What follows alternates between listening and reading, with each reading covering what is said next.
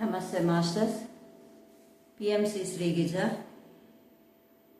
శ్రీమద్ భగవద్గీత విజ్ఞాన సారాంశంలో దైవాంసుర సంపద్ విభాగ యోగం శ్రీకృష్ణ భగవానుడు ఏం చెప్తున్నారంటే, నిర్భయత్వము, పవిత్రాంత అంతఃకరణ, ఆధ్యాత్మిక జ్ఞాననిష్ట, దానం, ఆత్మ నిగ్రహం, యజ్ఞాచరణం, వేదాధ్యయనం, తపస్సు, సరళత్వము, అహింస, సత్యము, కోపం లేకపోవడము, త్యాగము, శాంతి, ఇతరుల దోషాలు ఎంచకపోవడం, మృదత్వము, భూతదయ, దురాశ లేకపోవడం, వ్యర్థమైన మాటలు మాట్లాడకపోవడం, తేజస్సు, క్షమ, ధైర్యము, బాహ్యశుద్ధి, ద్రోహబుద్ధి, శత్రుభావం, స్వాతిశయం లేకపోవడం అనేవి దైవీ సంపద కలిగిన వారి లక్షణాలు.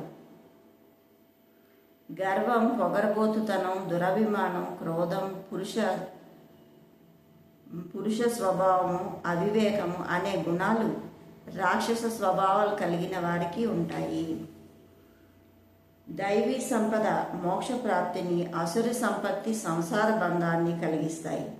అర్జున, నీవు దైవీ సంపత్తితో జన్మించావు కనుక విచారించనక్కర్లేదు.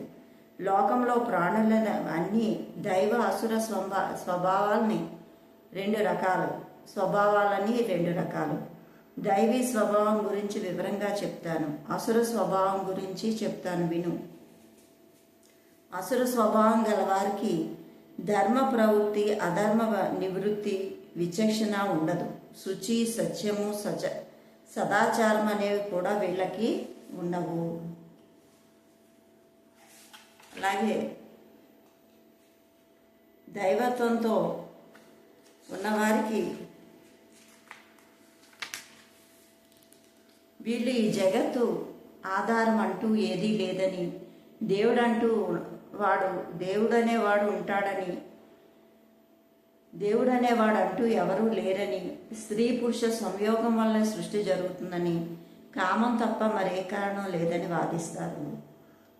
ఈ దృష్టిని కలిగిన అల్ప బుద్ధులైన ఈ అసురీ స్వభావాలు ప్రపంచానికి హానికరమైన క్రూరమైన పనులు చేస్తూ ఉంటారు. కామమోహితులై, దంభ దురభిమాన మదపూరితులై, మిథ్యా సిద్ధాంతాలను అవలంబించి భ్రష్టాచారులు అవుతారు. కామ విషయ వాంఛలతో మునిగి వాటి అనుభవమే నిజమైన సుఖం అనుకొని జీవితాంతం వరకు నిత్యము చింతలతో చిక్కుకొని ఉంటారు. ఆశాపాశాల చేత బంధింపబడి కామ క్రోధాలకు లోనై విషయ వాంఛల కోసం అక్రమ సంపాదనకు ఆరాటపడుతూ ఉంటారు. ఇప్పటికే ఇది నాకు ఉంది, దీంతో ఈ కోరికలు తీర్చుకుంటాను, నాకు ఇంకా ఎంత సంపద ఉంది, ఇంకా ఎంతో పెరుగుతుంది, ఈ శత్రువుని చంపాను, మిగతా శత్రుశేషాన్ని కూడా చంపేస్తాను, నేను సర్వాధికారిని, బలవంతుణ్ణి, భోగిని, సుఖిని, గొప్ప ధనవంతుడికి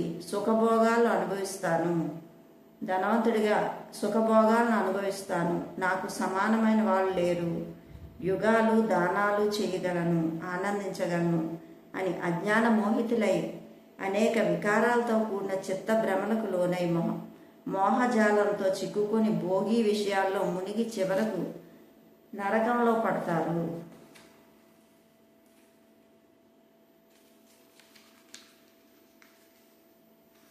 వాళ్ళు తమకు తామే గొప్పవాళ్ళుగా భావిస్తూ సంపద, దురభిమానం, మదోన్మత్తులై శాస్త్ర విరుద్ధమైన నామమాత్రం యజ్ఞాలను ఆడంబరంగా చేస్తారు.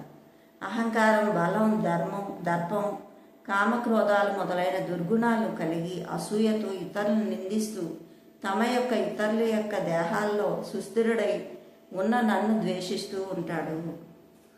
నన్ను ద్వేషించే క్రూరులు, పాపులు అయిన నరాదులకు తిరిగి అసుర జన్మలే కలుగజేస్తాను.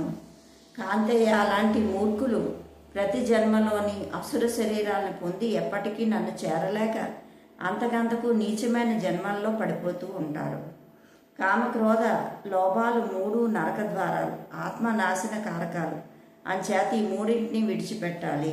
కాంతేయ, నరక ద్వారాలైన కామ క్రోధ లోభాలను వదిలినవాడే శ్రేయస్కరమైన కర్మలను చేస్తూ మోక్షాన్ని పొందుతాడు. శాస్త్రోక్త విధులను వదిలిపెట్టి ఇష్టం వచ్చినట్టు ప్రవర్తించే వాళ్ళను సిద్ధి గాని వేదశాస్త్రాలు అతిక్రమించే స్వేచ్ఛాచార పరాయణులకు సుఖం గాని మోక్షం గాని లభించదు. కనుక యుక్తాయుక్త విచక్షుడై వేదశాస్త్రాలే నీకు ప్రమాణాలు. వాటిలో చెప్పబడిన ధర్మాలనే బాగా తెలుసుకొని అటువంటి కర్మలనే ఆచరించాలి. Okay masters, like, share, subscribe. Thank you.